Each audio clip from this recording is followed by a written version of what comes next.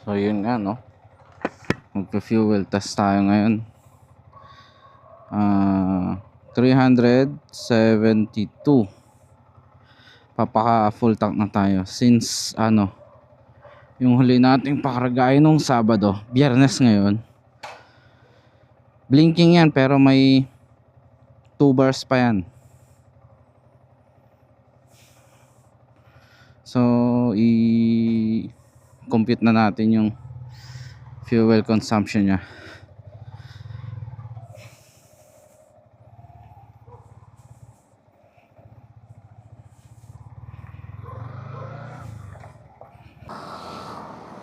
Oh, 1 bar na lang pala.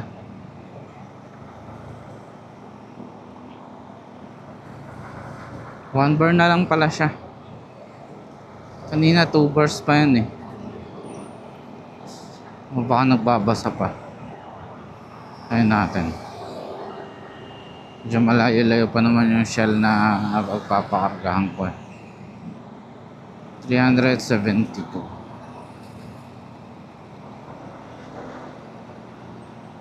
Pauwi na ako ngayon galing work.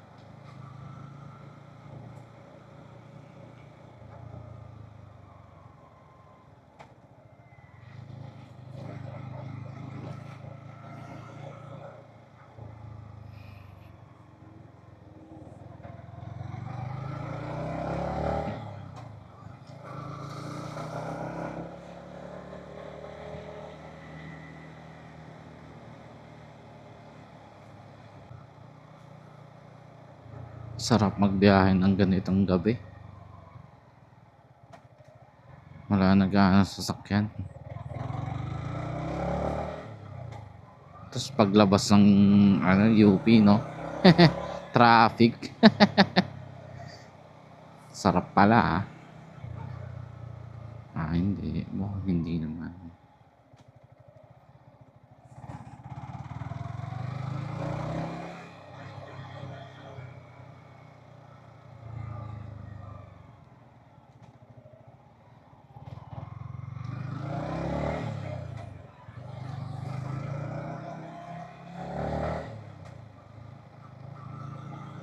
Yung 1 bar na yan, 3 liters pa yan. 3.2 kung di ako nagkakamali. So yung 1 bar na yan, 3 liters pa yan.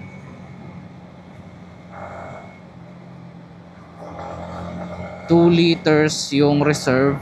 Once na mag-blink siya, yun na yung reserve. 1 liter yung yan. 1 liter yan.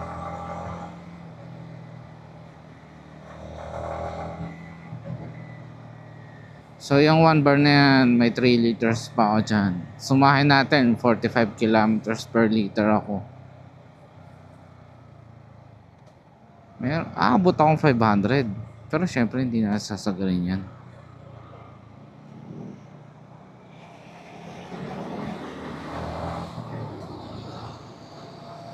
Kaya mga 450. Ganun katipid tong CMT-15.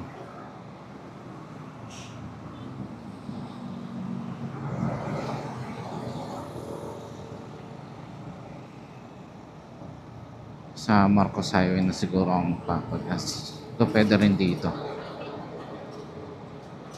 Isang papagas ko na 95, balik na ako sa 95. Nag 91 lang ako para testing in kung gaano katipid sa MT-15. So yun, nung Sabado kasi nagpakarga ako ng 91 octane. Tapos nag-rides kami sa kilometer 90 nung Sunday. So malayo-layo na rin natatakbo nito.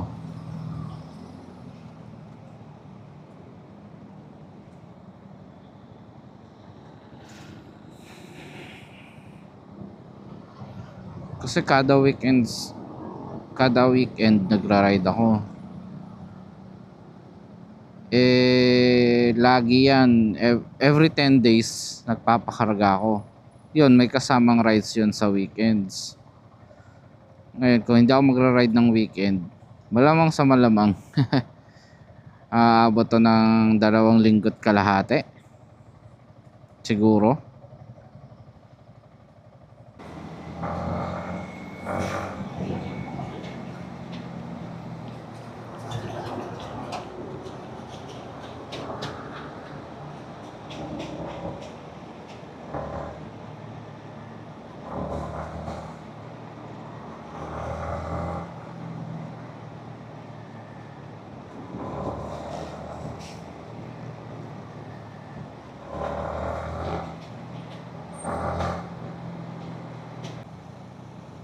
Hindi pa pala maluwag tong kalsada. Medyo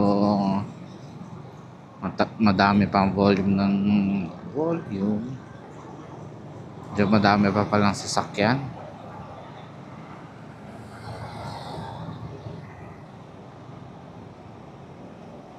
Hi.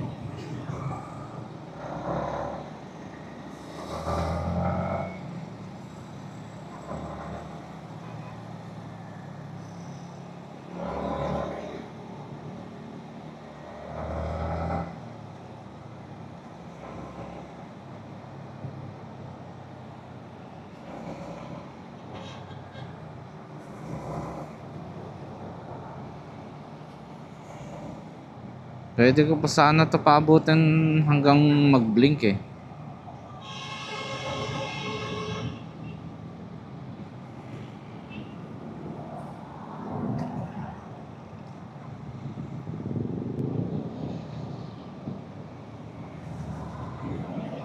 Sige, pagas na tayo dito sa Shell.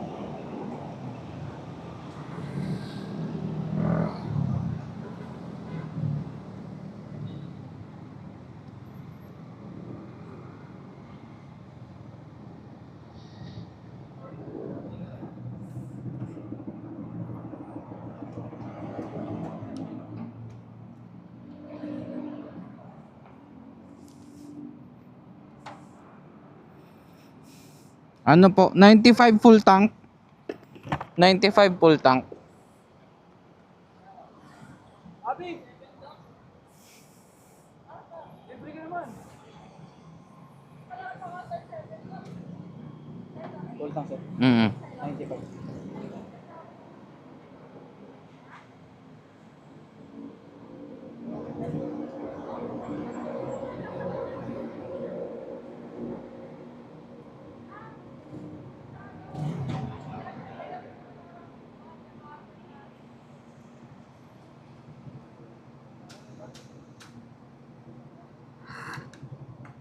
Padikitin mo lang dyan sa may bakal. Ayan, okay na yan.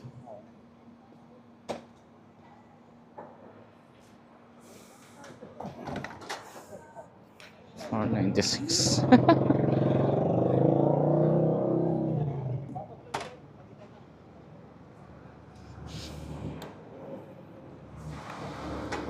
So yun, 496.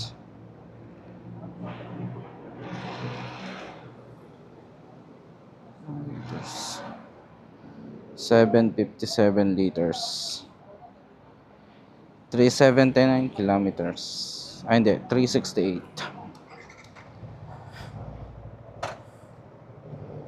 368 reset.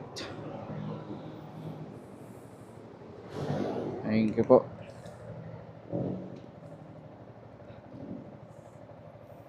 Seven 7.758 sa compute natin.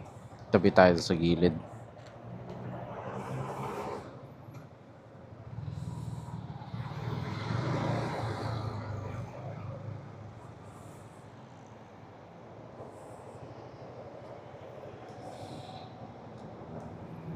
$368.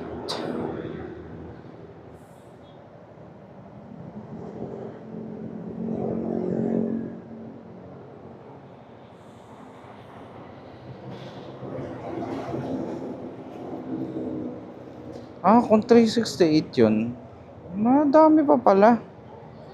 Aabot pa ngayon ng 500. 7, 5, 7, 8. Oh, 48. Anak ng tokoy. Madami pa nga. 48 kilometers per liter.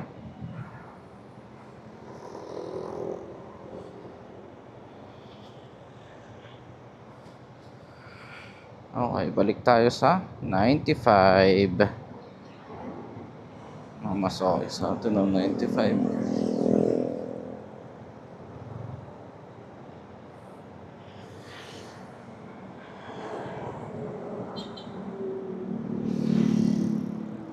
So yun, 48 kilometers per liter.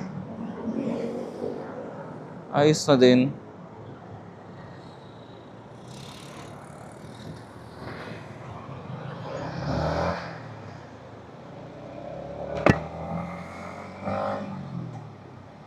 Smooth acceleration na lang at ano, mag-practice nyo ang hypermiling. Though pag nakamotor ka naman, para ka na rin naka-hypermiling talaga nun eh, kahit wala kang gawin eh. Kahit normal driving habits mo na lang eh. Yung hypermiling, ano siya, applicable siya sa kotse. Yun yung smooth acceleration, smooth braking,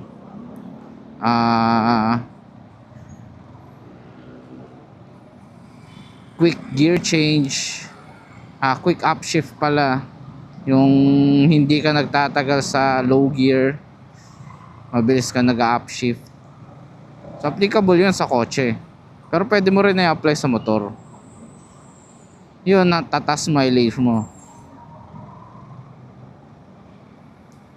Ibig sabihin, yung isang full tank mo, malayo na mararating mo noon pag ganun ang ginawa mo.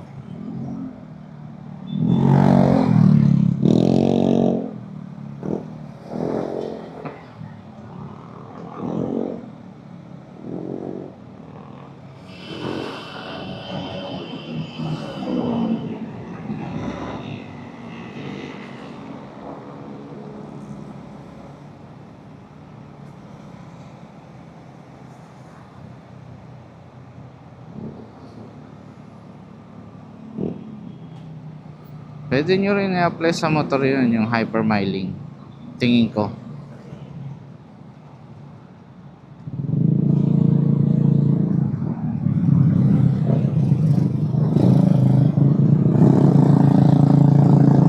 Oh my God, truck na naman. Diyos ko.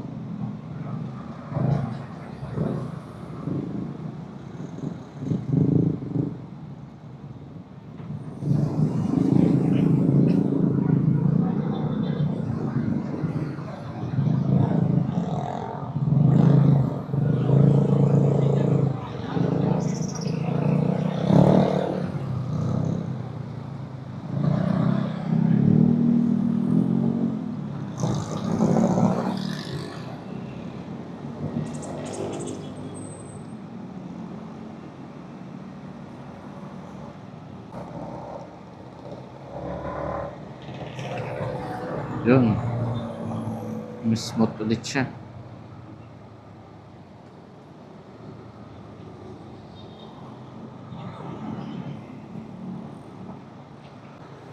Yung kanina na 370 plus, ano ko pala yun, yung trip B na pang ano, pang main PMS. Trip B ko kasi PMS, trip A ko pang gasolina. Lagi yan. So kanina 370 plus, yung ano ko pala yun, PMS. 382 na. 370 plus pala yung ano, isa.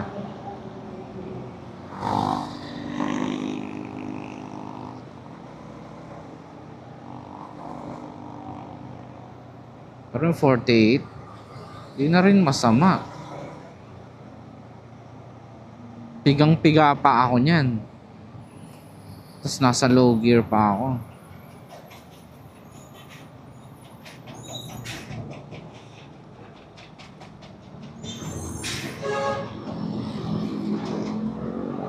So imagine na lang kung in-apply mo yung hypermiling doon, di ba?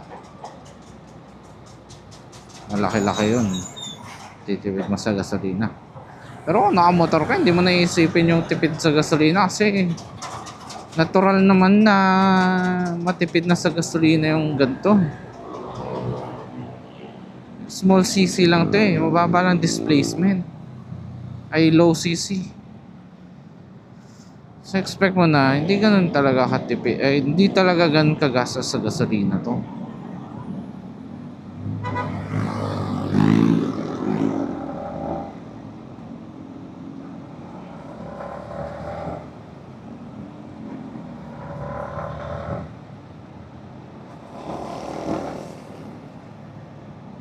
Sasakyan, mga ano lang yan, 7 kilometers per liter, 10 kilometers per liter, sasakyan yun. Kaya doon, i-apply mo talaga yung hypermiling. Tsaka yung normal na sedan, sabihin natin, Vios, 4-cylinder yun eh. Natural, medyo magastos talaga sa gasolina yun.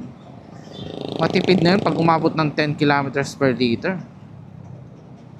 Sa mga motor, masasabi nila magastos kapag halimbawa isang scooter pumatak yan ng 30, 35, 36 kilometers per liter, magastos pa yun. Magastos pa yun. Pero kung titignan mo sa perspective ng mga nakasasakyan, ano yun, matipid na yun, yung ganong KPL.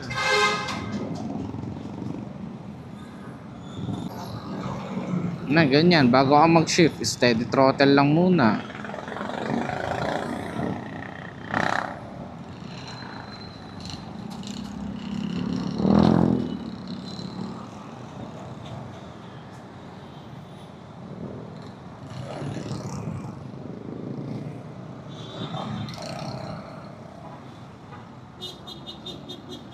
So feel ko, alam ko na kung bakit mataas ang mileage ko nun dun sa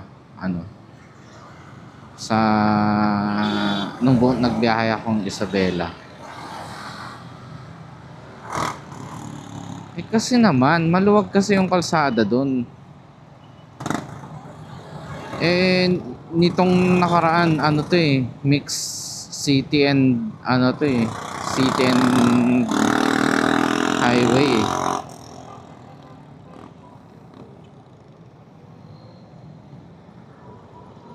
Muntik na ako dun.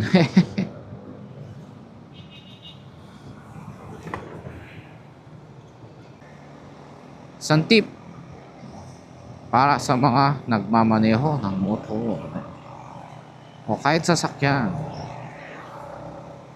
Alam kong tinuro na to sa driving school. Bago kayo lumipat ng linya, hanggat hindi nyo nakikita yung headlight, huwag muna kayong lumipat ng linya. Manatili sa inyong mga linya. Once na makita nyo na yung headlight o harap, buong harap ng sasakyan, mas safe. Yun, pwede na kayo lumipat. Tips lang yan. Huwag kayo magsuserve. Kung ano ba yan, ganyan, biglang huminto yung motor sa harap ko. Huminto ka na din. May preno ka naman, di ba? Yan, ganyan o, di ba?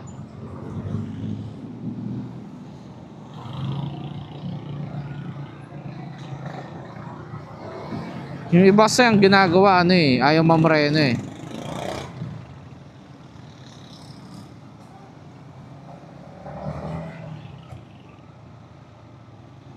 Gusto nila, halimbawa yan, nakaganyan, nakatutok naman na ganyan. Tapos pag huminto yan, magsuserve pa kanan. Ayos.